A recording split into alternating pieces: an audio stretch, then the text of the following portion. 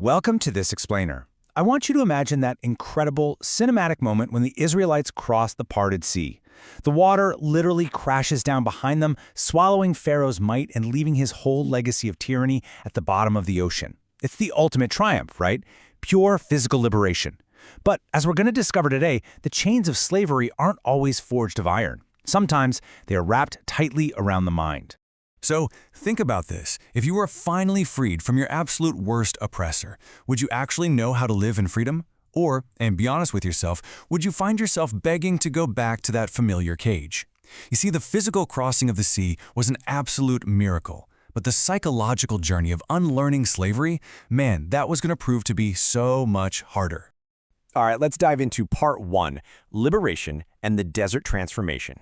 So out in the stark, sweeping winds of the wilderness, Allah addresses them directly. And what's absolutely incredible here is the geography of this moment.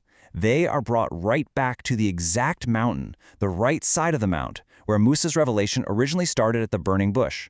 It's a massive reminder for us. Running away from a tyrant is only half the journey. True freedom means actually running toward divine guidance. To make this spiritual rehab happen, Allah designed the harsh desert to be a sanctuary. He stripped away all those worldly distractions and gave them exactly what they needed for basic survival. Just picture it, a miraculous cloud providing shade from the scorching sun, manna, which is like this sweetness or truffles for their carbs, salwa or tame birds for protein, and 12 springs of fresh water just bursting out of a single barren rock.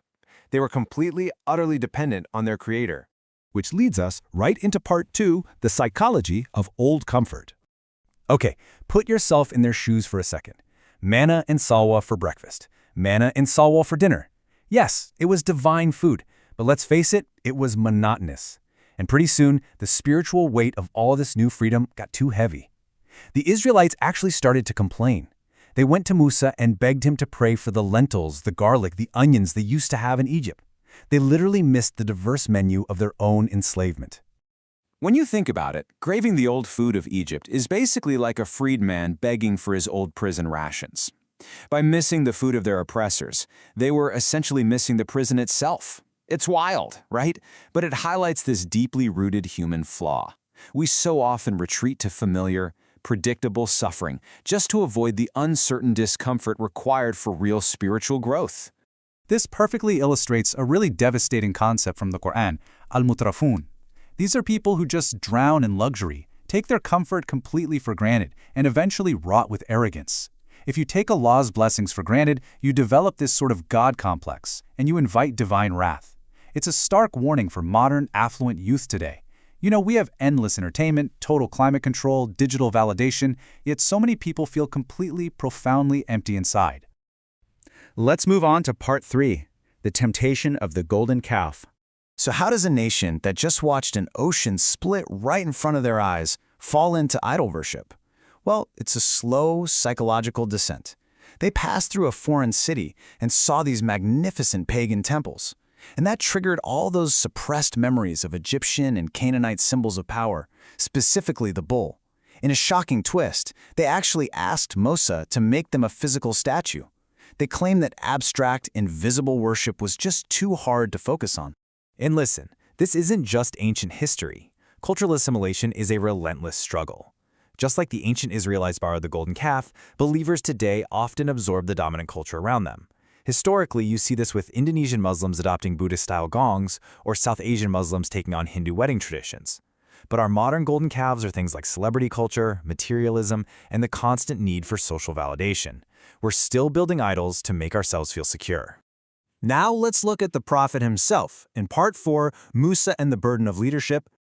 Imagine the profound, crushing loneliness Musa carried, guiding a community that complains about miraculous food and craves idols literally moments after being saved. It had to be spiritually exhausting. So, desperate for a real, permanent fix, Musa leaves his people behind under the care of his brother Harun and just rushes ahead to the mountain for 40 days. He was hoping the divine scripture would finally cure their rebellious hearts. Now, rushing to meet your Creator sounds like the absolute pinnacle of devotion, doesn't it? But when he arrives, Allah asks him this piercing question, "O Musa, what made you hasten from your people?" Instead of praising his eagerness to pray, Allah actually gently reprimands Musa for leaving his spiritually fragile flock behind before the appointed time. This is such a staggering contrast to how we view self-care today. If you go online, modern TikTok advice constantly tells you to instantly cut off toxic people and ruthlessly protect your peace. But prophetic leadership, it demands the exact opposite. A true spiritual leader can't just abandon a difficult community to go pray in peace. You actually sacrifice your personal peace. You stand in the storm, enduring difficult people to ensure their spiritual survival. So how do we apply all this? Let's get into part 5, Lessons for Modern Muslims. This whole wilderness experience is essentially a blueprint for surviving our own spiritual deserts. First, we have to realize that comfort can quickly become a prison that makes us forget Allah. Second, gratitude is literally our only shield against the disease of arrogance. Third, strict spiritual discipline absolutely has to override our fleeting emotional impulses. And finally, leadership is a sacrifice. You have to prioritize the difficult work of community survival over your own isolated bliss. The great scholar Ash-Sharawi summed this up so beautifully. He said, "If you are accustomed to the luxury of this life and forget Allah, no matter what you do, you will age, and the anger of Allah will catch up to you. Chasing the mirage of this world, trying to stay forever young, entertained, and comfortable, it's a losing battle, guys. Divine reality always catches up."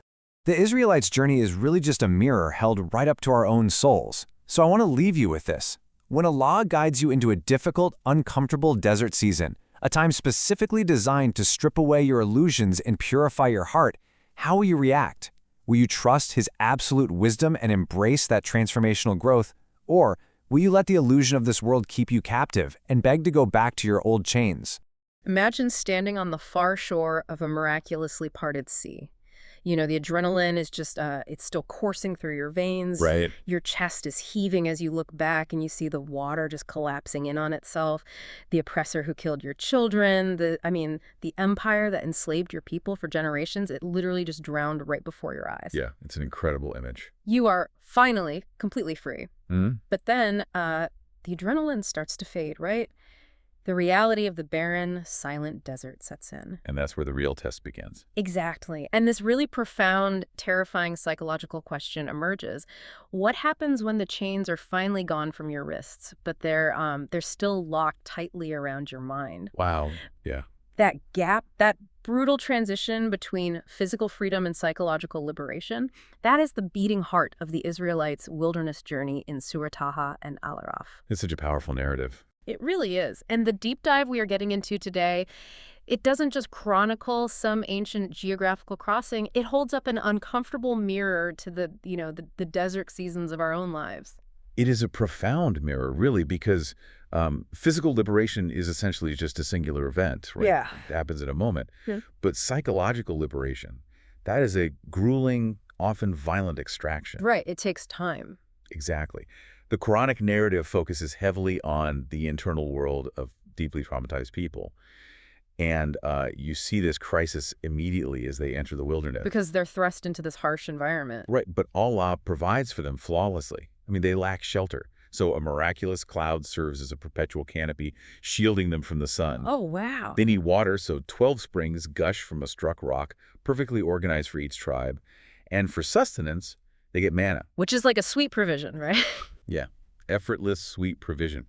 And alongside that, salwa, which are birds that come directly to them to provide protein, water, carbs, protein, climate control, every biological need is met directly by the divine. And yet human nature immediately exposes its cracks. You know, you read this and you assume that people receiving literal miracles from the sky would be in a state of, well, constant awe. You would think so, yeah. But no, they go to Musa and they complain about the monotony of the menu. They beg him to ask Allah for the foods they used to eat back in Egypt. The garlic and the onions. Yes, Yeah. specifically onions, garlic, lentils, and cucumbers.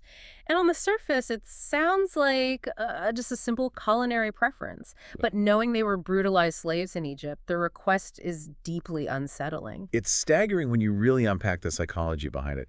Yes, Egypt offered garlic and onions, but I mean, the price for that variety was unimaginable horror. Right. Their sons were slaughtered, their humanity was totally stripped away. So by demanding that specific menu, they were fundamentally longing for the architecture of their own oppression. They weren't just missing spices. Exactly. They were missing the predictable script of their captivity. I think we see a version of this in modern life all the time, don't we? It's like someone finally gathering the courage to leave a deeply toxic job or an abusive relationship. Oh, that's a perfect analogy. Right. And for the first few weeks, the relief is just intoxicating. But months later, when the sheer, unmapped expanse of freedom becomes overwhelming, they find themselves missing that predictable paycheck. Or the familiar morning routine. Yeah, even though that environment was destroying their soul. That is the terror of the empty horizon. Hmm. I mean, freedom demands responsibility. When you're enslaved, whether literally or to a toxic system or to a destructive habit, someone or something else dictates your worth and your daily actions. Right. It's horrific, but it requires zero cognitive effort. You don't have to make choices. Wow, yeah, I never thought about it like that. When you're free, you have to author your own life. You have to step into the terrifying unknown and trust an unseen God to guide you. And that requires immense spiritual labor. So it's easier to just go back. Exactly. We often see that human beings will instinctively choose a familiar, predictable misery over the unfamiliar, demanding landscape of freedom. So they were physically walking through a miracle, but mentally begging to return to their prison cell. Beautifully put. And that psychological distortion leads directly into a very specific spiritual disease that the sources talk about. There is this strange phrasing in the text where Allah commands them to eat the good things provided, but adds, "Do not transgress therein." Right, the transgression. My immediate thought was, how do you transgress by eating manna and quail? Like, you're just eating bird and truffle, basically. Well, the transgression doesn't lie in the food itself, but in the relationship to the provider of the food. Oh, interesting. Yeah, transgression happens when a blessing is consumed while the giver is forgotten. When you receive a miracle every single day without fail, it slowly ceases to be a miracle. It becomes an expectation. Precisely.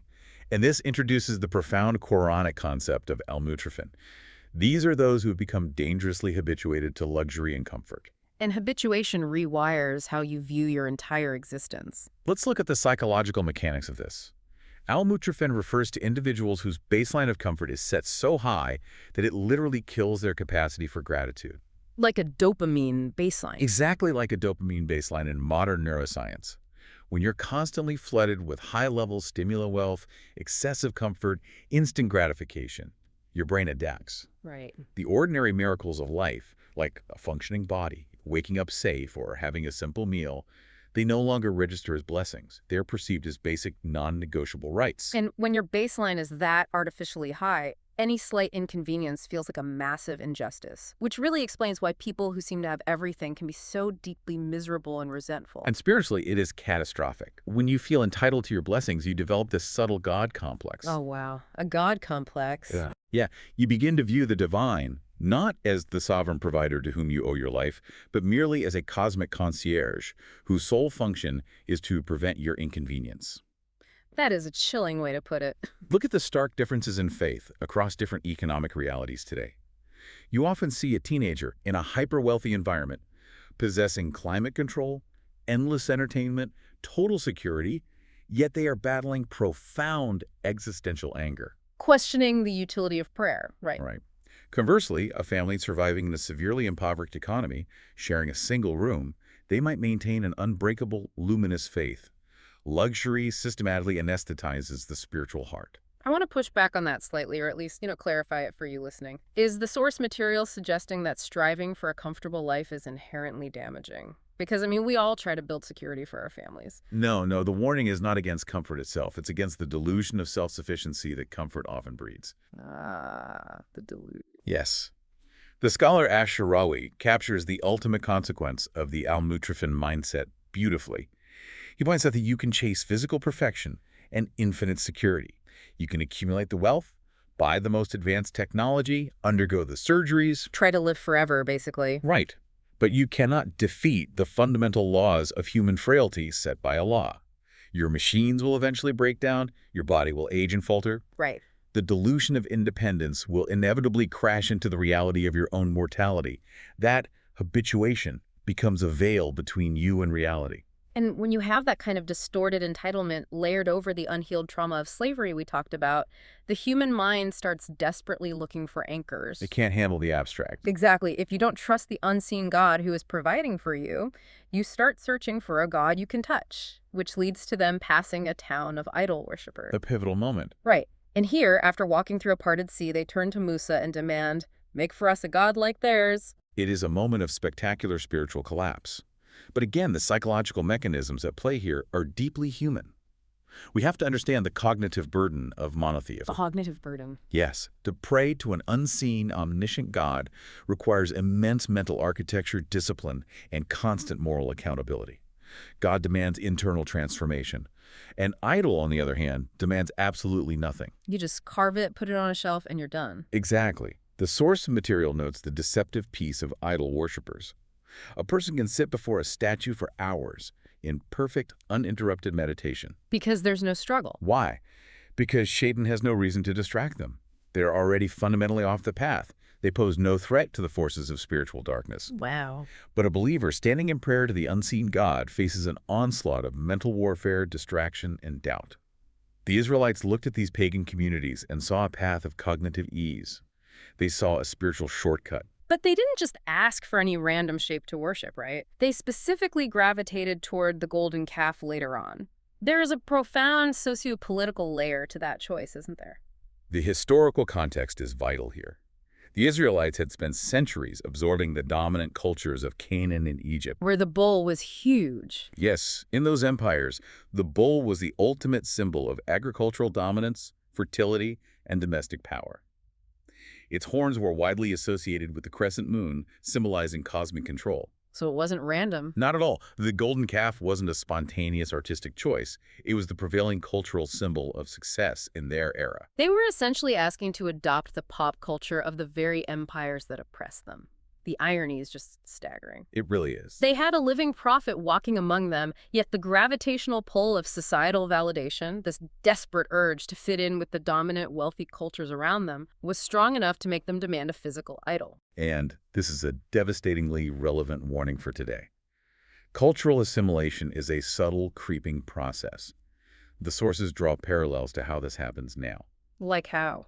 Well, historically, when Islam spread to regions like Indonesia, some communities adopted the local Buddhist or Hindu practice of striking a giant gong before the call to prayer, simply because it matched the sensory expectations of the local culture. Oh, interesting. Or in South Asia, borrowing heavily from Hindu theological traditions and weaving them into marriage rites. So it's that line between adopting culture and compromising faith. The distinction is critical.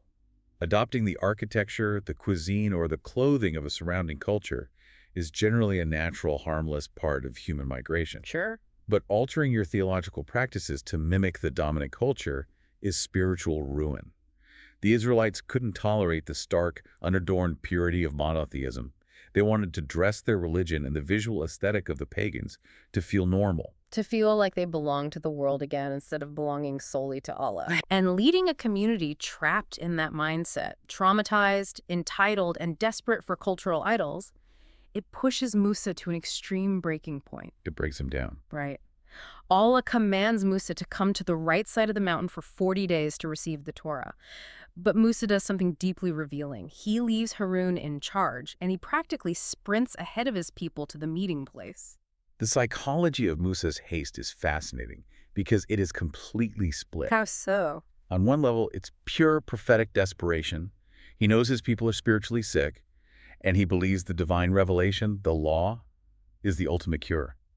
He is rushing to get the medicine. I mean, I get that, but I'm trying to put myself in his shoes, though. Yes, he wants the law, but honestly, if I were dealing with a group of people who looked at daily miracles and still said, we won't believe until we see Allah with our own eyes, part of me would just want a vacation from them. I would want to escape. And that is the intensely human reality of his choice. The emotional toll of leading the stubborn and the ungrateful is bone-deep exhaustion. I can't even imagine. Musa chose the profound, perfect peace of the divine presence over the toxic, draining reality of his followers. He wanted the sanctuary of the mountain. Which feels completely justified. If you scroll through any social media feed today, modern pop psychology practically mandates this behavior. Right, exactly. The advice is constantly, cut off toxic people or protect your peace at all costs, like walk away from anyone who drains your energy. But the divine response shatters that modern paradigm. Allah does not praise Musa for his eagerness to escape the messiness of his community. No. No. Instead, Allah issues a gentle but firm rebuke. He says, "Why did you hasten away from your people, O Musa?" Because prophetic leadership operates on a completely different frequency than self-help culture. True leadership does not allow you the luxury of abandoning your flock to secure your own spiritual high. When a leader steps away for personal fulfillment, it creates a vacuum. And nature abhors a vacuum. Exactly. And in Musa's absence, that vacuum was immediately filled by their unresolved trauma and their cultural conditioning. That is precisely when the golden calf was built. Wow. I think this translates so powerfully to the unseen struggles of community service today. Oh, completely. Think about the volunteer at a community event. They are out in the cold parking lot directing traffic or in the back kitchen managing logistics while everyone else is inside the hall listening to a beautiful recitation or praying in deep concentration. Right, and how do they feel? They feel a heavy, sinking guilt. They think, I am missing out on my own spiritual growth. I should be inside reading the Quran, not out here dealing with complaints and logistics. That guilt is understandable, but it requires a fundamental shift in perspective. The rebuke of Musa teaches us that for someone in a position of service or leadership, serving the people is their primary worship. It is the worship. Yes, you cannot abandon your communal duty to chase an isolated spiritual experience. Allah is essentially telling Musa, your time does not belong solely to you right now. It belongs to them. That is so profound. Spiritual maturity doesn't just happen in the serene silence of a mountaintop. It is forged in the messy, frustrating, unglamorous reality of being patient with people. It really reframes the entire concept of the desert season. We started this deep dive asking, what happens when the physical chains fall away but the mental ones remain?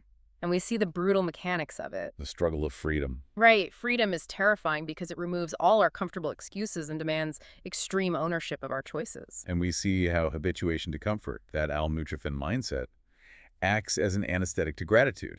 It turns the divine into a servant of our desires, rather than the sovereign of our lives. We see the desperate human urge to look normal, to adopt the visible idols of whatever culture holds power, rather than carrying the cognitive weight of unseen faith. Beautifully said. And we learn that true spiritual elevation isn't about running away to protect your peace. It's about holding the line for others when they are too weak to hold it themselves. It is the painful, necessary journey from merely surviving to actually being free. And that brings us to the landscape you are walking through right now. If you feel like Allah has placed you in a barren stretch where the provisions feel monotonous, the comforts are stripped away, and the horizon looks terrifyingly empty, it is easy to feel abandoned. But consider this overlooked reality of the Israelites' story. Yeah. The generation that crossed the parted sea, the generation carrying the deep, unhealed psychology of slavery, they never actually made it to the promised land. Wait, really? Really? They wandered the desert for 40 years. Why? Because you cannot conquer new spiritual territory with a mind still anchored in Egypt. Wow. They had to wander until a new generation born in freedom, unburdened by the slave mentality, hardened by the desert, was ready to inherit the promise. So it was necessary? It was. And the provocative question for you is this. Are the struggles and deprivations you're facing today merely obstacles you were supposed to bypass? Or are they the slow, deliberate forge required to burn away your past so that the version of you meant to exist 10 years from now can finally be born?